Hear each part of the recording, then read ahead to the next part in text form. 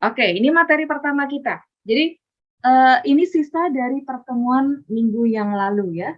Jadi minggu yang lalu kita membahas tentang yang namanya transition questions. Nah, mungkin ada yang belum tahu apa itu transition questions, yaitu pertanyaan di dalam soal UTBK yang biasanya dimulai dengan gimana ya? Oh, pennya tadi? Oh, ini maaf. Pennya nyelip. Oke. Ya.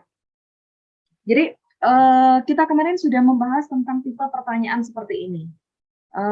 Sorry, bukan transition question, tentang organization of the idea. Maaf, aduh. Oke, jadi tentang bagaimana ide di dalam sebuah teks itu disusun. Ya, jadi untuk yang minggu kemarin nggak ikut, baru ikut pertama kali. Di sini kita mau ngelanjutin pembahasan dari ada 5 soal yang belum dibahas, 4 soal deh. Oke, ada 4 soal yang belum dibahas, nomor 12, 13, 14, dan 15. Jadi kita udah aplikasikan di dalam teksnya. Oke, baik. Sebelum kita mulai di pembahasan, kita mau eksekusi kosakata seperti biasanya ya. Miss, aku kan belum hafal kosakata dasar-dasar kata bahasa Inggris. Boleh minta kosakata yang harus dihafalin nggak, Miss? Oke, iya, don't worry. Buat kalian yang join di belajar di Dinda Detik ini, dalam setiap minggu pertemuan, udah ada yang jawab nih, Yori. Oke, sebentar. Oke, dalam setiap pertemuan pasti akan ada list kosakata dari teks. Nah, itu adalah kosakata yang biasanya sering keluar dan ketika kita bahas, Kak Ari pasti akan kasih tanda, ini kata penting harus dihafal gitu ya. Ada kata yang nggak begitu penting, ada yang kata yang begitu penting. Nah, oke ya. Oke, langsung aja kita mulai ya. Oke, udah ada yang jawab. Lake artinya adalah, oke, udah dijawab. Lake artinya danau, betul? Kemudian kalau states, oke benar sekali. States itu bisa artinya adalah negara bagian. Tapi juga ada arti states sebagai kata benda. Ini artinya adalah keadaan. Oke, ada 2 arti ya. Nanti di sini yang dipakai yang mana? Oke, berikutnya ada kata stream. Yang tahu? Yuk langsung tulis. Oke, betul, sungai. Stream itu adalah sungai atau bisa disebut anak sungai. Boleh. Lanjut, drain. Drain ini adalah verb. Artinya apa? Mengerikan. Oh, keren. Betul. Mengeringkan. Lanjut, kita ada kata influence. Artinya adalah, kita udah ketemu kata ini sebelumnya. Memengaruhi. Betul, memengaruhi. Oke.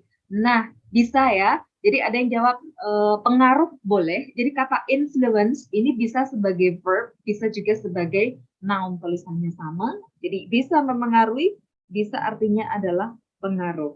Lanjut dengan kata konten. Oke, betul. Konten artinya isi. Yes, correct. Isi atau kandungan. Lanjut, although. Meskipun. Meskipun. Yes, meskipun. Nah, di sini Kak Ari mau minta sinonim dari kata meskipun. Yuk. Although, meskipun ataupun walaupun sama kayak. Ya, oke. Nah, sekarang sinonimnya nih yang penting. Kita perlu tahu kata sinonim dari kata although. Ini kata penting yang harus hafal. Even though. Oke, even though. Even though. Apalagi?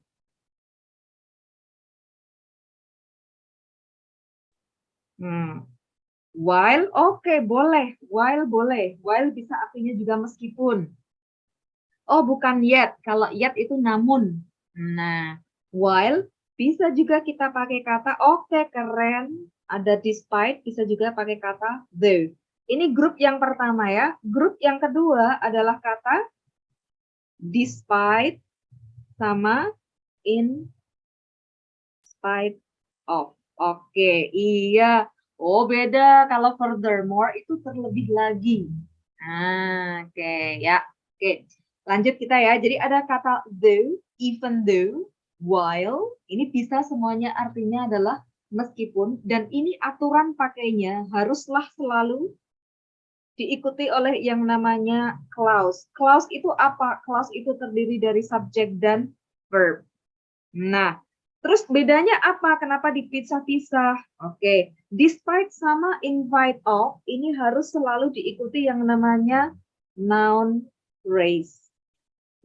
Itu perbedaannya. That's why Kak Ari bagi jadi dua.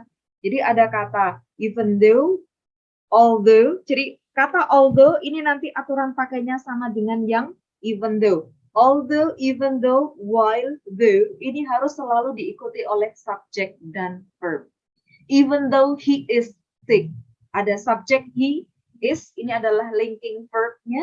Nah, even though he is sick, he comes. Hanya seperti itu. Nah, kalau despite, contohnya despite atau in spite of bad weather, they go out. Nah, despite bad weather itu adalah noun phrase. Gitu ya bedanya. Oke, let's. Next, ada kata fresh water. Apa artinya fresh Air water? tawar. Oke, keren. Air tawar. Lanjut, kalau salty. Asin. Oke, asin. Kalau garam aja, ini ya, salt, garam. Depend on, artinya. Tergantung pada. Oke, sinonimnya. Ada yang tahu sinonimnya? Depend on, sinonimnya adalah huruf pertamanya R. Ada yang tahu? Ada 4 huruf. Huruf pertama R, huruf terakhirnya Y. Apa? Oke, betul. Rely. Rely on. Ini sinonimnya. Jadi, kata yang penting, Kak Ari Lingkari ya, ini akan sering kalian jumpai dalam beberapa teks. Oke, lanjut. Huge. Apakah artinya huge? Oke, Besar. huge, besar atau Besar, sangat Kak. besar. Iya, sinonimnya sekarang? Sinonimnya Big. adalah? Big. Oke, bisa pakai big. Kalau huruf pertamanya L? Large. Oke, large. Large. Kalau huruf pertamanya J, yang artinya raksasa, great, bisa great. Giant. Oke, giant. Correct. Lanjut. Ada kata reach, artinya adalah? Mencapai. Oke, sinonimnya. Apa yang artinya bisa sama dengan reach? Huruf pertama A, dekat artinya dengan reach. Achievement. Oke, betul. Oke. Achieve. Yes, betul. Achieve. Kalau achievement artinya pencapaian, jadi itu kata bendanya. Di sini reach adalah verb, maka padanannya adalah verb. Ini akan sama dengan kata accomplish. Sama ya. Oke, penting. Lanjut. Oh, kalau arrive at itu artinya sampai. Oke, lanjut. Ada kata decrease, artinya menurun. Menurun. Iya, decrease, menurun. Terakhir ada kata due to. Karena. Oke, artinya karena. Sinonimnya due to apa? Because. Because atau because of? Because of. Iya, betul. Jadi due to ini bersinonim dengan kata because of. Kenapa enggak bersinonim dengan kata because? Aturan pakainya. Due to dan because of ini harus diikuti plus noun. Sedangkan, Kak tulis pakai pensil yang beda aja ya, biar kelihatan ya. Oke, merah. Sedangkan because, ini akan sama dengan kata since, sama lagi dengan kata as, sama lagi dengan kata for, semua artinya adalah karena. Nah, ini aturan pakainya, yang ini, harus diikuti oleh subjek dan verb. Oke, gitu ya, beda aturannya. Because of bisa diikuti oleh adjektif, tidak bisa adjektif saja, karena adjektif ini harus merangkai noun. Because of bad weather. Nah, bad itu adjektif, tetapi dia menjelaskan kata weather. Jadi itu namanya adalah noun phrase. Jadi Kak Ari tulis di sini, nounnya tidak noun saja, tetapi namanya adalah noun phrase. Yang namanya noun phrase itu bisa terdiri noun aja, adjective dan noun juga bisa, gitu ya. Oke, yuk yang mau screenshot silakan. Oke, ready? 1, 2, 3. Let's go. Next. Nah, kita ketemu dengan satu teks yang terdiri dari 3 paragraf. Kita menemukan pertanyaan pertamanya adalah how is the information in the passage organized? Bagaimana informasi di dalam passage, di dalam teks ini disusun? Caranya bagaimana? Yang masih ingat? Kalau nggak ingat, nggak apa-apa. Oke, informasinya bagaimana disusunnya? Berarti langkahnya kalau menemukan soal seperti ini, berarti kita harus mencari main idea dulu ya.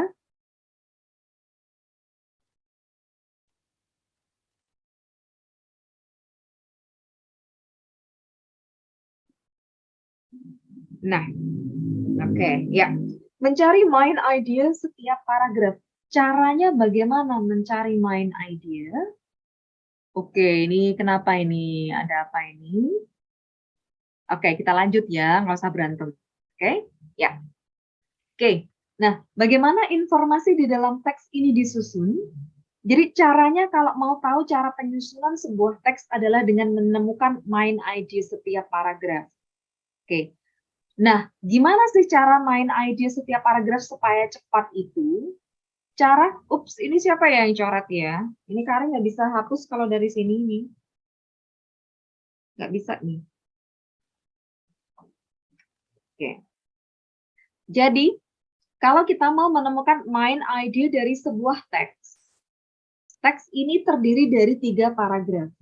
Cari keywords-nya, main idea itu, kalau itu teks terdiri dari beberapa paragraf, langkah yang pertama adalah cermati kalimat pertama dari sebuah teks itu. Atau sebetulnya paling aman adalah 1. Cermati paragraf 1. Paragraf 1. Nah, paragraf 1, main idea-nya itu bisa di awal, bisa di akhir. Makanya kita tebak-tebakan, jangan langsung menyimpulkan bahwa main idenya ada di awal. Itu bisa juga di akhir. Nah, terus cara ngeceknya gimana setelah step yang pertama ini? Terus kalau paragraf 1 kan harus diperhatikan awal sampai akhir. Di bagian awal dan akhir khususnya ya. Oke, nah bagaimana dengan paragraf yang di tengah? Apakah harus dibaca semuanya? Kalau kepepet, nggak usah. Jadi kalau memang kalian bisa membaca cepat dan memahami cepat, memang paling paling ideal itu kamu baca semuanya. Tapi kalau kepepet waktu, kepepet kosakata, ada langkahnya. Jadi ini lumayan safe untuk dilakukan. Adalah dengan mencermati kalimat pertama. Kalimat pertama di paragraf di tengah. Bagaimana dengan paragraf di akhir? Nah, paragraf di akhir ini harus diwaspadai. Bisa main idenya itu ada di awal, bisa juga di akhir. Kenapa? Kalau itu tipe teks yang deduktif, pasti main idenya ada di awal, di paragraf 1. Tetapi kalau induktif, main idenya ada di akhir menjadi sebuah kesimpulan. Nah, kalau itu, pasti main idenya nanti kita temukan di bagian akhir. Jadi untuk paragraf terakhir, treatmentnya akan sama, jadi kita harus mencermati bagian awal dan bagian akhir. Nah, sesudah kita tahu dari masing-masing paragraf, kita bisa nyimpulin. Oke, kembali ke soalnya yang tadi ya. Bagaimana informasi di dalam teks ini disusun? Oke, berarti cari main idenya dulu. Sekarang kita akan membaca paragraf yang pertama, wajib kita ya. Oke, jadi kosakatanya tadi udah, berarti kita bisa lebih lancar untuk menerjemahkan yang paragraf 1. Oke, kita artikan ya. The largest lake berarti danau yang terbesar di West itu barat, Western United States. Berarti Amerika Serikat bagian barat adalah namanya the Great Salt Lake. An inland salt water. Inland itu berarti artinya daratan. Berarti salt water berarti air asin. Jadi sebuah danau air asin di tengah daratan di northwestern Utah. North utara, west itu adalah barat, berarti barat laut Utah.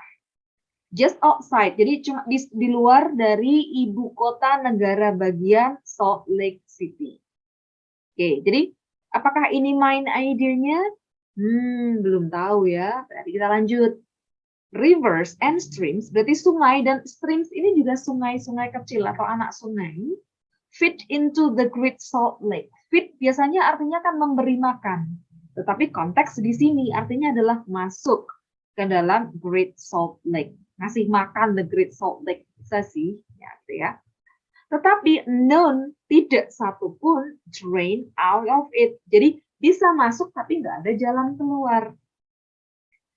This has a major influence. Ini punya pengaruh yang sangat besar, pengaruh besar pada salt content, jadi pada kandungan garam dan ukuran dari danau. Oke, berarti nampaknya ini main idenya itu ada di sini ya, ada di bagian akhir. Percaya nggak? Kalau nggak percaya kita mau cek apakah iya. Jadi ini ya. Jadi main idenya kita cermati mulai dari sini, terus utamanya sampai sini. Utamanya ini. Oke. Sekarang kita lihat paragraf kedua kalimat pertamanya. Meskipun the Great Salt Lake itu is fed, berarti dimasuki oleh sungai-sungai air tawar, sebenarnya ini lebih asin daripada lautan-lautan di dunia. Nah, benar kan? Berarti ini main idenya ketemunya di sini ya, guys. Ini main idenya. The salt comes, bla bla bla bla. Oke, lanjut. Ini berarti paragraf 1 bicara tentang Salt Lake ini punya kandungan garam sama ukurannya yang mau dibicarakan. Paragraf 2 bicara tentang kandungan garamnya. Paragraf 3, the Great Salt Lake bisa bervariasi sangat besar dari ukuran normalnya 1.700 mile square atau mile persegi, tergantung pada jangka panjang, kondisi cuaca jangka panjang. Berarti di paragraf yang kedua ini bicara tentang size. Yang pertama bicara tentang kandungan garamnya. Oke. Berarti idenya disusun bagaimana? Cekidot. 2, unusual karakteristik dari Great Salt Lake dibicarakan. Contrasting theories atau proses. Yang mana ini? Jawabannya adalah, ada yang bisa?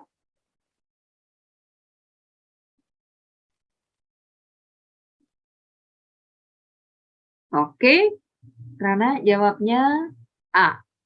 Yang lain bagaimana nih? A, oke. A juga, correct. Betul sekali. Jadi jawabannya adalah A. Jadi 2. Unusual. Un artinya tidak. Usual artinya biasa. Unusual berarti tidak biasa. 2 sifat yang tidak biasa atau 2 ciri-ciri yang tidak biasa dari the Great Salt Lake itu dibicarakan. Apa yang dibicarakan? 1 tadi adalah tentang kandungan garamnya, sama yang kedua adalah tentang size of the lake. Nanti jawabannya A, gitu ya. Next, nomor 13. The third paragraph. Berarti yang harus kita cari adalah paragraf ketiga, contains, mengandung informasi tentang apa. Paragraf ketiga, berarti langsung cucuk. Kita lihat paragraf 3. Bisa bervariasi dari normal size-nya, tergantung pada cuaca.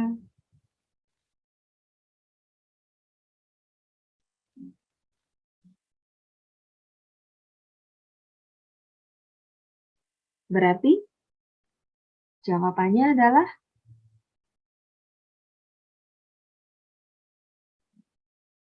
yuk, yang mana nih? Jawabannya A. Ups, hati-hati. A ini masih salah. Kenapa? How the size. Benar, ini memang bicara tentang size. Tetapi oke, betul. Banyak yang jawabnya B. Iya. B. Kenapa A salah? How the size, bagaimana ukuran danau affect, memengaruhi kondisi cuaca. Bukan. Karena apa? Di sini size-nya tergantung pada kondisi cuaca. Makanya jawabannya adalah yang B. Oke, iya. Jawabannya adalah yang B. Jadi, weather conditions affects. The effect, dampak dari kondisi cuaca pada ukuran danau. Tadi ada yang jawab D. Kenapa bukan D? Kalau D ini artinya adalah the causes, penyebab dari bermacam-macam kondisi cuaca di daerah danau. No, yang dibicarakan adalah spesifik tentang size of the lake. Oke, jelas ya? Oke, lanjut kita.